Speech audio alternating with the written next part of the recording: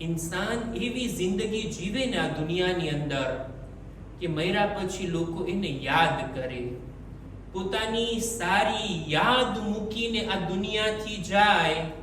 આ વાત બહેતર છે એ માલ કરતા કે જે બીજાઓ માટે વારસામાં મૂકીને જાય.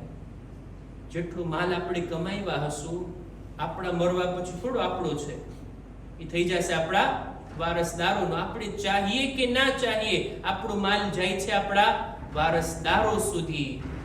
પણ જો ઇન્સાન ઇજ્જત અને આબરૂ કમાઈને જાય, ખુદા માટે સારા કામો કરીને જાય, નેક યાદ નેક જિક્રને મૂકીને જાય, તો પછી આ કામ બહેતર છે.